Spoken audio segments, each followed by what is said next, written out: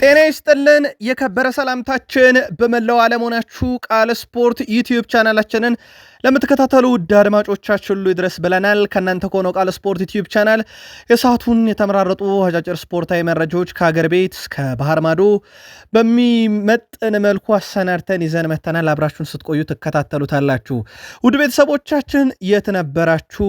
ሴልኸርስት ፓርክ ስቴዲየም ቼልሲና በክሪስታል ፓላስ መካከል ሲደረግ የነበረ ትልቅ የለንደን ደርቢ ጨዋታ ነበረ። የኒውካስል ዩናይትድ እና እንደዚሁም የአስቶን ቪላም ጨዋታ ቀላል አልነበረም። በጣም ትልቅ ፍልሚያ ያየንበት ነው። በመላው ዓለም በጉጉት ሲጠበቅ የነበረው የኤምሬትሱ የአርሰናልና የማንቸስተር ዩናይትድ ጨዋታ በበርካቶች ዘንድ በትልቁ ሲጠበቅም ነበረ። በስፔን ላሊጋም ባርሴሎና በጣም ወሳኝ የተባለ ድል ያስመዘገበበት ጨዋታ እንዲሁ ሲጠበቅ ነበር። የት ነበራችሁ ግን? ምን ተሰማችሁ? በጨዋታዎቹ ውጤት ዙሪያ መልካታዎቻችሁን እናጋሩን። እኛ ከሀገር ቤት ጀምሮ መረጃዎችን ለእናንተ ውድ አድማጮቻችን ይዘናል። ላይክ፣ ሰብስክራይብ እና ሼር እያረጋችሁን አብራችሁን ቆዩ። በኢትዮጵያ ፕሪሚየር ሊግን ጀምር የኢትዮጵያ ፕሪሚየር ሊግ 17ኛ ሳምንት መርሃ ግብሮች ጅማሮችን አድርገዋል። በበርካታ ግብ ነው ዛሬ ጅማሮ የተመለከትነው። አርባ ምንጭ ከተማ ከፋሲል ከነማ ያደረጉት ጨዋታ 5 ግብ ተመለከትንበት። ድል አድራጊው ፋሲል ከነማ ነው። የፋሲል ከነማን 3 የማሸነፊያ ግቦች ቃል ኪዳን ዘላለም 12ኛው ደቂቃና 33ኛው ደቂቃ ላይ 2 ግቦችን ናትናኤል ገብረ ጊዮርጊስ 51ኛው ደቂቃ ላይ ቀሪዋን ግብ አክሎም 3-2 ሲያሸንፉ ሁለቱን የአርባ ምንጭ ከተማ ግቦች ታምራት እያሱ የሁለተኛው ደቂቃ፣ ጸጋዬ ያበራ በፍጹም ቅጣት ምት 50ኛው ደቂቃ ላይ አስቆጥሯል። ግና አርባ ምንጭን ከሽንፈት ሊታደጉ አልቻሉም ወይ በቂ ግብ አልነበሩም። አርባ ምንጭ ከተማ አሁንም 8 ነጥብ ያለው የኢትዮጵያ ፕሪሚየር ሊጉ ወልቭስ ነው ማለት ይቻላል። 20ኛ ደረጃ ነው የሚገኘው። ድል ያደረገውም ፋሲል ከነማ 29 ነጥቦች ላይ እንደዚሁ መድረስ የቻለበትም ነበረ። ምንም ግብ ያላየንበት የአዳማ ከተማና የመቀለ ሰባ እንደርታ ጨዋታ ነበር። 0-0 በሆናቸው ውጤት ተጠናቀቀ። አንዳንድ ነጥብ የተጋሩት አዳማ ከተማና መቀለ ሰባ እንደርታ አዳማ ከተማ ነጥቡን ከ26-27 አደረሰ። መቀለ ሰባ እንደርታ ነጥቡን ከ16-17 አደረሰ። አጠቃላይ ደረጃ ሰንጠረዡን ውጤቶቹ ሁሉም ሲጠናቀቁ እንነግራችኋለን። ሌላ በርከት ያለ ግብ የተመለከትንበት ጨዋታ በሃዲያ ሆሳናና በወልዋሏ ዲግራት ዩኒቨርሲቲ መካከል የነበረ ጨዋታ ነው። ጨዋታውን ወልዋሏ ዲግራት ዩኒቨርሲቲ 2-1 አሸንፏል። የወልዋሎን 2 የማሸነፊያ ግቦች እንዳልካቸው ጥበቡ 21ኛው ደቂቃ ላይ ቃላቡ ብሸት የሃዲያ ሆሳናው ተጫዋች በራሱ መረብ ላይ 63ኛው ደቂቃ ላይ አስቆጥሮታል። ብቸኛዋን የሃዲያ ሆሳናን ግብ ደስታ ዋሚሾ 68ኛው ደቂቃ ላይ አስቆጥሯል። ግን ከዚህ በላይ ግብ አላገኙምና በጨዋታ ወልዋሏ ዲግራት ዩኒቨርሲቲ ድል ማድረግ እንደዚሁ የቻለበት ነበረ። ሌላኛው በኢትዮጵያ ፕሪሚየር ሊግ ሲጠበቅ የነበረ አንድ ጨዋታ ነበረ። ውድ ቤተሰቦቻችን 4 ጨዋታዎች ናቸው በዕለተ እሁድ በኢትዮጵያ ፕሪሚየር ሊግ ስንመለከት የነበረው። ይሄኛውም ጨዋታ ባህር ዳር ከተማን ከሐዋሳ ከተማ ያገናኘ ጨዋታ ነበረ። ይሄኛው ጨዋታ ምንም ግብ አላየንበትም። 0-0 በሆነ አቻ ውጤት ነው የተጠናቀቀው ውድ ቤተሰቦቻችን። ስለዚህ ሁለቱ ግብ የተቆጠረባቸው፣ ሁለቱ ደግሞ ግብ ያልተቆጠረባቸውን ጨዋታ ነው በመጀመሪያው ቀን በ17ኛ ሳምንት የኢትዮጵያ ፕሪሚየር ሊግ የተመለከት ነው። እናንተ የትኛውን ጨዋታ ተመለከታችሁ? ምልከታችሁን በሐሳብ መስጫ ሳጥናችን ላይ ግን አጋሩን። የቀድሞ የአርሰናልና ማንቸስተር ሲቲ ፈረንሳይ ቀይ መስመር ተከላካይ ባካሪ ሳኛ ኢትዮጵያ አዲስ አበባ እንዳለ ይታወቃል። ባካሪ ሳኛ በአዲስ አበባ ቆይታ ነበረው። ከሚዲያዎችም ጋር ቆይታ ነበረው። ኢትዮጵያ ውስጥ በርካታ ነገሮችን እንደወደዳቸው ተናግሯል። በሚኖርበት ሀገር በርካታ ኢትዮጵያን መኖራቸውን የገለጸው ሳኛ ስለ ኢትዮጵያ ብዙ እንዳውቅ አድርገውኛል፣ እኔም የዘር ግንድ ከአፍሪካ መሆኑ በራሱ ስለ ኢትዮጵያ እንዳውቅ አድርጎኛል ብሏል። አክሎም የኢትዮጵያ ብሔራዊ ቡድን ከግብፅ ጋር ያደረገውን ጨዋታ ተመልክቻለሁ። የኢትዮጵያ ጥሩ ብሔራዊ ቡድን አላት። የዚህ አካል ሆኜ አዲስ አበባ መምጣቴም ደስ ብሎኛል ብሏል። ባካሪ ሳኛም በዛሬው ዕለት በኢትዮጵያ ተገኝቶ አብዛኞቹን ቦታ በመጎብኘት እንግዲህ ጊዜውን ሲያሳልፍ ነበረ። ይቀጥላል ተብሏል ጉብኝቱ። ለማንኛውም የቀድሞ የአርሰናልና የማንቸስተር ሲቲ ኮከብ ባካሪ ሳኛ በኢትዮጵያ ይገኛል። ስንቶቻችሁ አገኛችሁት ግን? በመዲናው አዲስ አበባ በነበረበት ሰዓት በርካታ ታዋቂ ሰዎች አብረውት ስላየን ነው። እናንተ ከነበራችሁ በሀሳብ መስጫ ሳጥናችን ላይ ጻፉልን። ውድ የቃል ስፖርት ዩቲዩብ ቻናል ቤተሰቦቻችን ወደ ባህር ማዶ ስፖርታዊ ጥንቅሮቻችን እንሻገር። ባርሴሎና ለሰዓታትም ቢሆን መሪነቱን እንግዲህ ተነጥቆ ነበረ በሪያል ማድሪድ። ታዲያ ካደገው ሪያል ኦቪድ ጋር በካምፕ ኑ ስቴዲየም ያደረገውን ጨዋታ 3-0 አሸንፎ ድፍን 3 ነጥብ ወስዶ የተወሰደበትን መሪነት ያስመልሷል። ባርሴሎና ሪያል ኦቪድን 3-0 ሲያሸንፍ ዳኒ ኦልሞ 52ኛው ደቂቃ ላይ፣ ራፊኒያ 57ኛው ደቂቃ ላይ፣ ላሚን ያማል 73ኛው ደቂቃ ላይ ሶስቱን የባርሴሎና ድል የማድረጊያ ግቦች ከመረብ አሳርፈው ባርሴሎና ወደ መሪነቱ መምጣት ችሏል። በጣም ድንቅ ምሽት ነበረ። በተለይም ከረፍት በኋላ የነበረው ባርሴሎና ፍጹም አስደናቂ ነበር። ከረፍት በፊት ነገሮች ለባርሴሎና ጥሩ አልነበሩም። በተለይም ጫና ተፈጥሮባቸው ነበር። ያገኟቸው ነው ምድሎች በትክክል እየተጠቀሙ አልነበረም በባርሴሎና በኩል። ከረፍት በኋላ ግን በጣም አስደናቂውን የሃንሲ ፍሊክ ቡድን ተመለከተን። ባርሴሎና ሪያል ኦቪድን 3-0 አሸንፎ መሪነቱን ተረክቧል። ሌላ በተመሳይ 3-0 የተጠናቀቀ የስፔን ላሊጋ ጨዋታ አለ። አትሌቲኮ ማድሪድ ማሎርካን 3-0 በሆነ ውጤት ድል አድርጓል። በዋንዳ ሜትሮፖሊታኖ ስቴዲየም የነበረውን ጨዋታ ድል ሲያደርጉ አትሌቲኮ ማድሪድ ሶሎሮዝ 72ኛው ደቂቃ ላይ፣ ሎፔዝ በራሱ መረብ ላይ የማሎርካው ተጫዋች 57ኛው ደቂቃ ላይ ሎፔዝ አስቆጠረ። 87ኛው ደቂቃ ለአልሜዳ የአትሌቲኮ ማድሪዱ ተጫዋች ሶስተኛዋን ግብ አስቆጥሮ 3-0 ድል አደረጉ።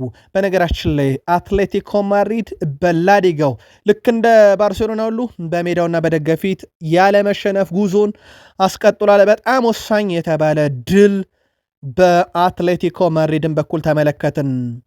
ስፔን ላይ የተወሰኑ አጫጭር መረጃዎችን እናንሳ። ኬሊያን ምባፔ 87 ጨዋታን ለሪያል ማድሪድ አድርጎ 87 የግብ አስተዋጽኦ አለው። ፍጹም አስደናቂ ጊዜን እያሳለፈ ነው።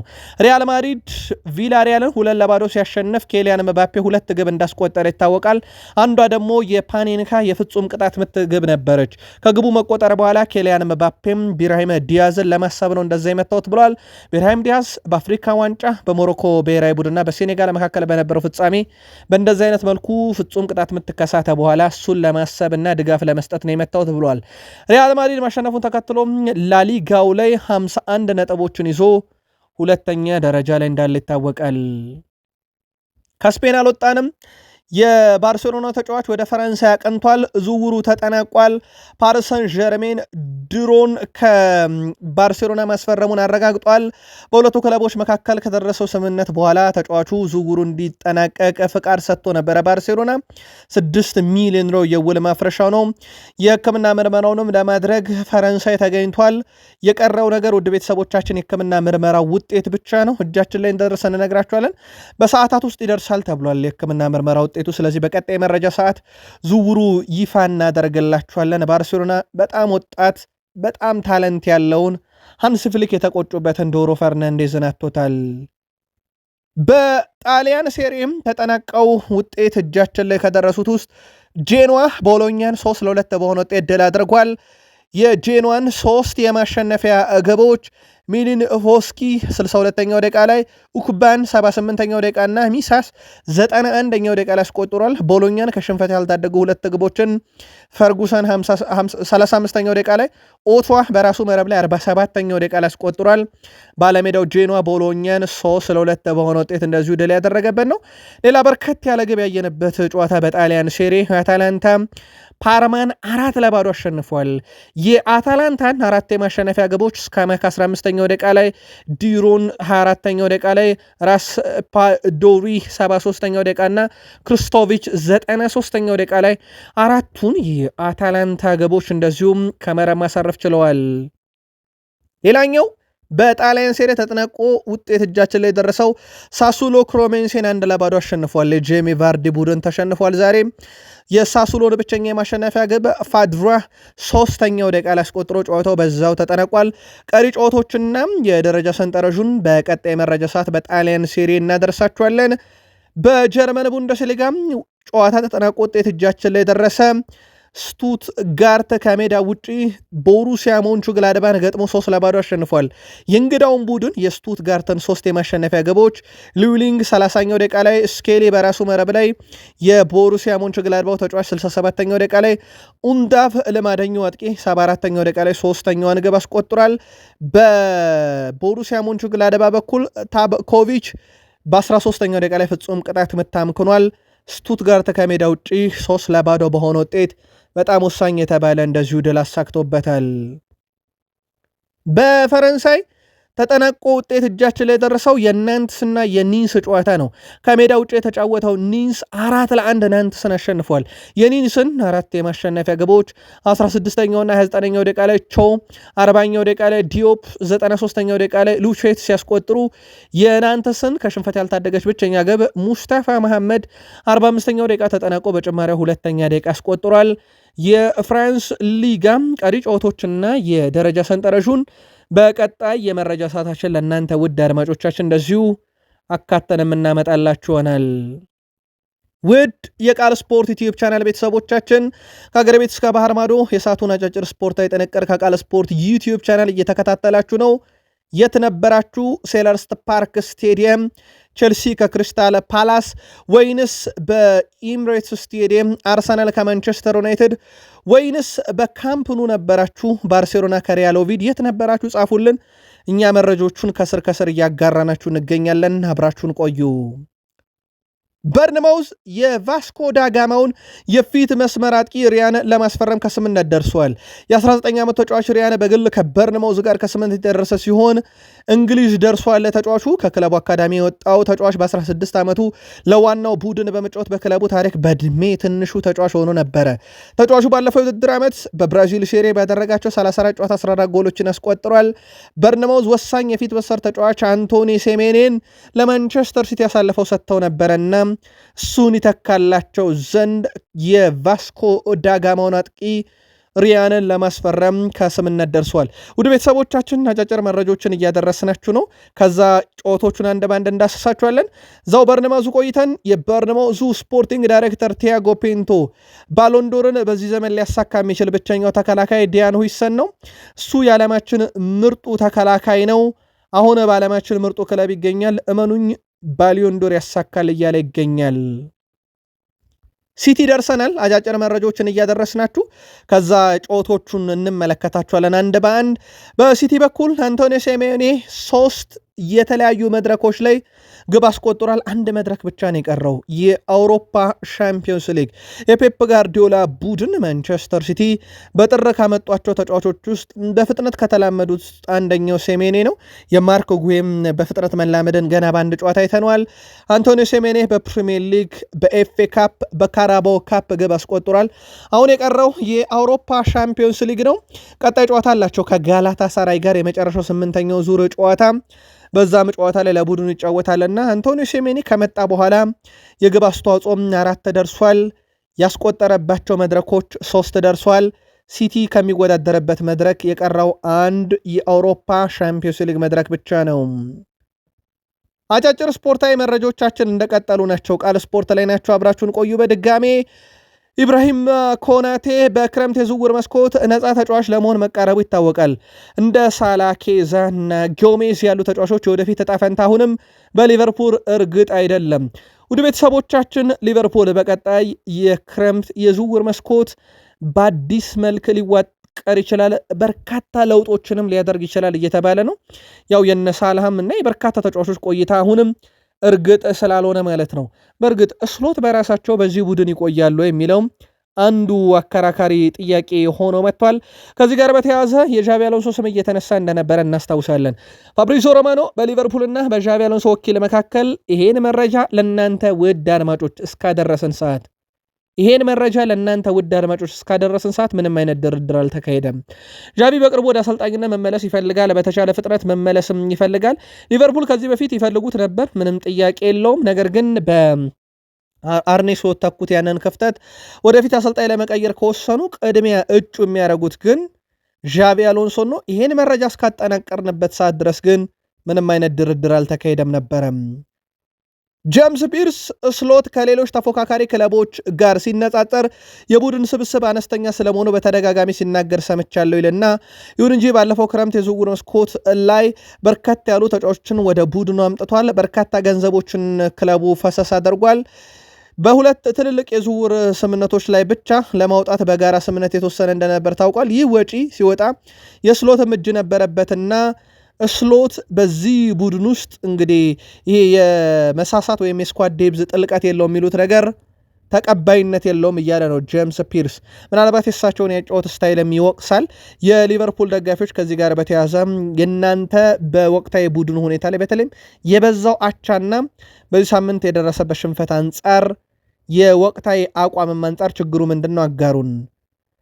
ሊቨርፑል በቼልሲና በባየር ሙኒክ እየተፈለገ የሚገኘውን ጄሬሚ ጃኬቴን ሁኔታ መከታተል ጀምሯል።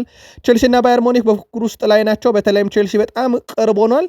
እነዚህ ሶስት ክለቦች በዝውውር መስኮቱ ስምምነት ላይ ለመድረስና በክረምት የዝውውር ወቅት ለማስፈረም ሞር ከዚህ የተሻለ ከጥር የተሻለ ይሞክራሉ ተብሏል። በጥር የዝውውር መስኮት ተጫዋቹ የመልቀቁ ነገር በጣም ዝቅተኛ ስለሆነ ነው። በቡድን ዜና ሳላ ዘንድሮ ለሊቨርፑል 22 ጨዋታን አድርጓል። 5 ጎል እና 5 አሲስት ደርሷል። በክለቡ የመጨረሻ ዓመቱ ሊሆን የሚችላል የሚለው መረጃ አሁንም እንደተጠበቀ ነው። ከቨርጅል ቫንዳይክ ጋር ነበር ካስታውሳችሁ ኮንትራት ያራዘመው። ቨርጅል ቫንዳይክ በ351 የሊቨርፑል ጨዋታ ላይ አድርጎ 31 ጎል 13 አሲስት 44 የግብ አስተዋጽኦ አለው። የቫንዳይክ እንኳን ምናልባት ሊቆይ ይችላል፣ ግን ሳላም ቫንዳይክም ሊተኩ የሚችሉበት ዓመት እየመጣ ያለም ይመስላል። ቨርጅል ቫንዳይክ በየቀኑ እነጋገራለሁ ከአንዲ ሮበርሰን ጋር ምክትል አምበል ስለሆነ ብሏል። ሮበርሰን የቡድናችን በጣም አስፈላጊ ሰው ነው እና እሱ እንዲቆይ ይፈልጋለሁ፣ ነገር ግን የሚሆነውን እናያለን ብሏል። ከቶትናም ጋር ድርድሩ እንደቀጠለ ነው። ምናልባትም በሳምንቱ መጨረሻ ትልቅ ነገር እንሰማለን ተብሎ ይጠበቃል። በዝውውሩ ጉዳይ ላይ ቶትናሞች ከርትስ ጆንስንም እሱንም ከሊቨርፑል መውሰድ እንደሚፈልጉ ይታወቃል። ስሎትም ሊለቁት የሚችሉበት እድል እንዳለ በጋዜጣዊ መግለጫ በገደምዳሜው መናገራቸውን ተከትሎ ወይም ደግሞ እርግጠኛ ያለውን ሀሳብ ማጋራታቸውን ተከትሎ ቆይታው እርግጥ አይደለም። ሊቨርፑል በሁሉም መድረክ በዚህ ውድድር ዓመት 47 ግቦችን አስተናግዶ ተጫዋችስ ይለቃሉ የሚለው ይጠበቃል። በዚህ ውድድር ዓመት በሁሉም በሚሳተፉባቸው 4 መድረክ እና በተሳተፉባቸው አጠቃላይ 47 ግብ የስሎቱ ሊቨርፑል አስተናግዷል። ወደ ጨዋታዎቹ እንመለስ። ብሬንትፎርድ ከኖቲንግሃም ፎረስት ጌት ኮሚኒቲ ስቴዲየም እንጀምር። ኖቲንግሃም ፎረስት ከሜዳ ውጪ 2-0 በሆነ ውጤት ድል አድርጓል። የኖቲንግሃም ፎረስትን 2 የማሸነፊያ ግቦች ኢገር ጄሱስ 12ኛው ደቂቃ ላይ፣ ኦኒ 79ኛው ደቂቃ ላይ ከሞርጋን ጊብስ የተገኘትን ኳስ አስቆጠረ። በብሬንትፎርድ በኩል ያርሞሊንኮ 50ኛው ደቂቃ ላይም ብረት መልሶበታል በጨዋታው ላይ። ከዛ 66ኛው ደቂቃ ላይ ቢጫ ካርድ ተመልክቶ ነበር። በጨዋታው ላይ ሞርጋን ጊብስ ዋይት ከፕሪሚየር ሊግ ተጫዋቾች ባላነሰ መልኩ አሁን በተለይም ለኖቲንግሃም ፎረስት 28 የፕሪሚየር ሊግ አሲስቶችን አድርጓል። ይሄ ለኖቲንግሃም እንዳጠቃላይ በእግር ኳስ ታሪካቸውን በፕሪሚየር ሊግ ትልቅ የሚባለው ነው። በፕሪሚየር ሊጉም ዘንድሮ በጣም አስደናቂ የሚባል ጊዜን ከኖቲንግሃም ፎረስት ጋር እያሳለፈ ነው። የኦውኒ ግብ ስትቆጠርም 79ኛው ደቂቃ ላይ እሱ ነበር አሲስት ያደረጋት። በሴንት ጄምስ ፓርክ ስቴዲየም በጣም ትልቅ ጨዋታ ነበረ። ኒውካስል ዩናይትድ ከአስቶን ቪላ ለተመልካች አዝናኝ ጨዋታ ነበረ፣ ግን ድል ያደረገው አስቶን ቪላ 2-0 ነው። 2-0 አስቶን ቪላ ድል ሲያደርግ ኤሜኒያሎ ቦዋንዲያ 19ኛው ደቂቃ ላይ፣ ኦሌ ዋትኪንስ 88ኛው ደቂቃ ላይ ሁለቱን ግቦች አስቆጥሯል። ሞርጋን ሮጀርስ አሁን በ15 ግቦች ላይ ለአስቶን ቪላ በቀጥታ የተሳተፈ በጣም አስደናቂ ውድድር ዓመት እያሳለፈ የሚገኝ ተጫዋች ሆኗል። በኒውካስል ዩናይትድ በኩል 2022 ላይ ብሩኖ ጉማሬሽን ካስፈረሙት በኋላ ያልተጫወተው በ11 የፕሪሚየር ሊግ ጨዋታ ነበረ። ባልተጫወተባቸው 11ዱም የፕሪሚየር ሊግ ጨዋታ ኒውካስል ዩናይትድ ድል የሚባል ነገር አያውቅም። በኖቲንግሃም ፎረስትም የገጠመው እያ ነው። ብሩኖ ጉማሬሽ በቅርቡ ቡድኑ ይቀላቀላል ተብሎ ይጠበቃል። ግን ለኒውካስል ዩናይትድ አስከፊ ምሽት ባለፉባቸው 11 ጨዋታ ብሩኖ ጉማሬሽ የለም። በአስቶን ቪላ በኩል ግን ድል ማድረጉን ተከትሎ በፕሪሚየር ሊጉ ሶስተኛነቱን አስጠብቆ በነበረው ነጥብ እንዲቀጥል አድርጓል። በተለይም ከሲቲ ጋር የነበረው ነጥብ ልዩነት ተመሳሳይ ሆኖ እንዲቀጥል ያደረገበትም ነበረ። ሰማዮቹም ወሳኝ የተባለ ድል በለንደን ደርቢ ጨዋታ አግኝተዋል። የምዕራብ ለንደኑ ክለብ ቼልሲ ከክሪስታል ፓላስ ጋር ያደረጉትን ጨዋታ 3-1 በሆነ ውጤት ድል አድርገዋል። የቼልሲን 3 የማሸነፊያ ግቦች ኤስታቪዮ 34ኛው ደቂቃ ላይ፣ ዦ ፔድሮ 50ኛው ደቂቃ እና ኤንዞ ፈርናንዴስ 64ኛው ደቂቃ አስቆጠሩ። በክሪስታል ፓላስ በኩል አዳም ዋርተን 3-0 እየተመሩ በሁለተኛ ቢጫ ካርድ ከሜዳ ወጣና 3-0 እየተመሩ ነው። በዛ ላይ በቀይ ወጥቶባቸው ግን ወደ ጨዋታው ለመመለስ በርካታ ጥረት አድርገው ነበረ። ኒውካስል ዩናይትድ በኋላም ላይ ሪቻርድስ 88ኛው ደቂቃ ላይ ግብ አስቆጥሮ ግን ከዛ በላይ ተጨማሪ ግብ አላገኙበትም ነበርና ጨዋታው በዛው በቼልሲ 3-1 አሸናፊነት ተጠናቀቀ። ቼልሲ 37 ነጥብ ላይ መድረስ ቻለ። ክሪስታል ፓላስ 28 ነጥብ ላይ ቀረ። በሳምንቱ አጋማሽ በአውሮፓ ሻምፒዮንስ ሊግ ቼልሲ ከናፖሊ ይጫወታሉ።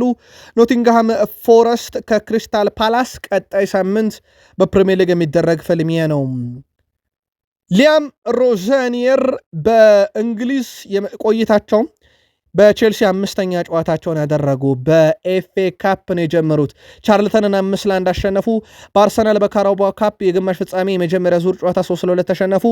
ከዛ በኋላ በፕሪሚየር ሊግ ብሬንትፎርድን 2-0፣ በሻምፒዮንስ ሊግ ፓፎስን 1-0፣ ከዛ በፕሪሚየር ሊግ መልሰውም ክሪስታል ፓላስን 3-1 በ5 ጨዋታ 4 ድል ማሳካት ችሏል።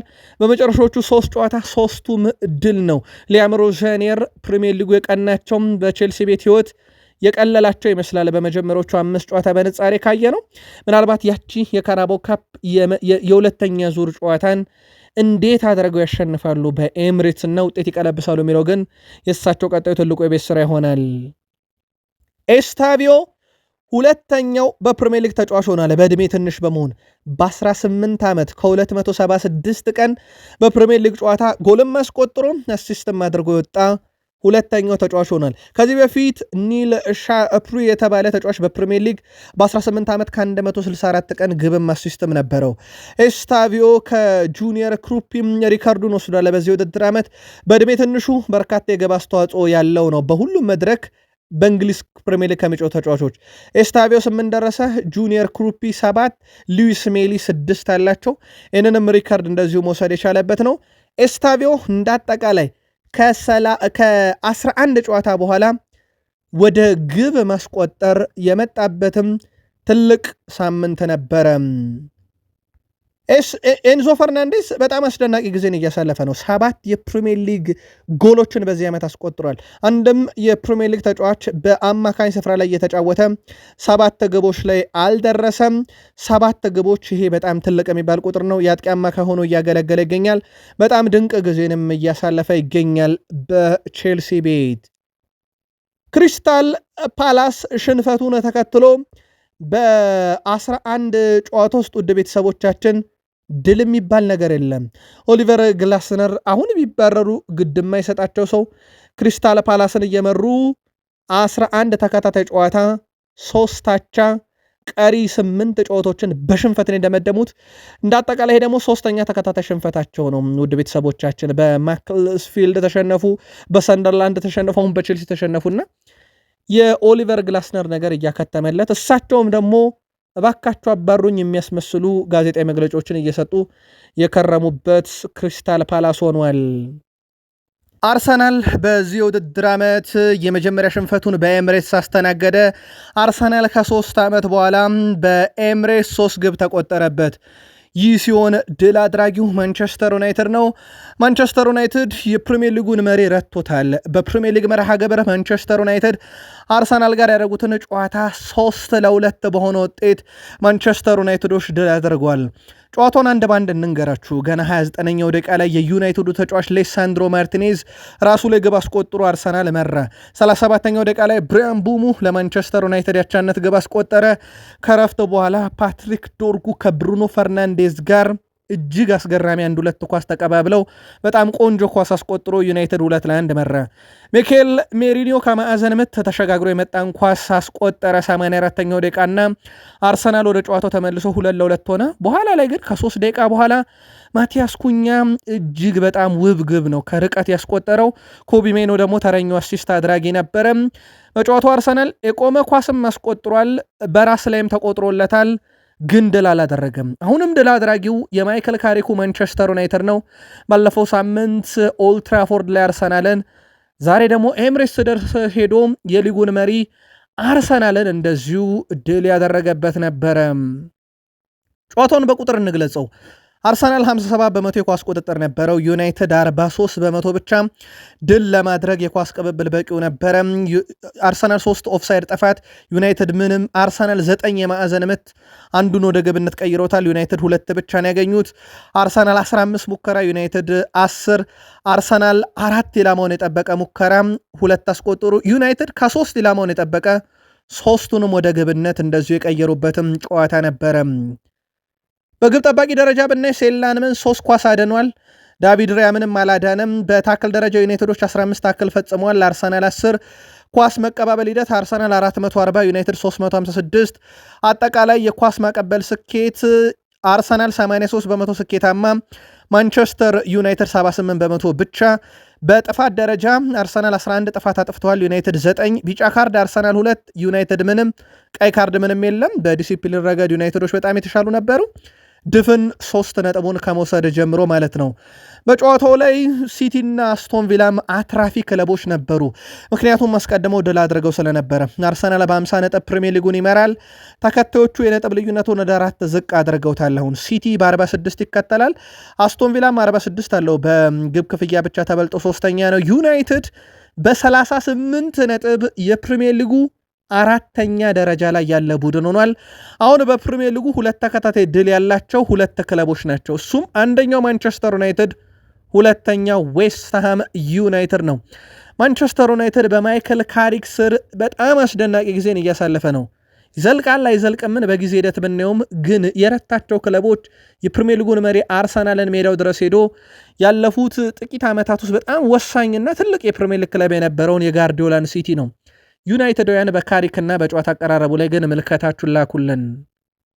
ከጨዋታው በፊት ሁ ስኮርድ የዩናይትድና የአርሰናል ምርጥ 11 ይፋ ሲያደርግ በጨዋታው ከዩናይትድ 3 ተጫዋች ብቻ ነው ያካተተው፣ ዴሌት፣ ብሩኖ ፈርናንዴስ እና ማቲያስ ኩኛን። ከአርሰናል ቀሪዎቹን ተጫዋቾች አካቷል። ግብ ጠባቂ ዳቪድ ራያ፣ በተከላካይ ቲምበር፣ ማጋለሽ፣ ካላፊዮሪ፣ አማካይ ላይ ከአርሰናል ዙቤሜንዲ፣ ራይስ፣ ከአጥቂ ላይ ትሮሳርድ እና ሳካን አካቷል። ስለዚህ በማንቸስተር ዩናይትድ በኩል 3፣ በአርሰናል በኩል ደግሞ 8 ተጫዋቾች ተካተዋል።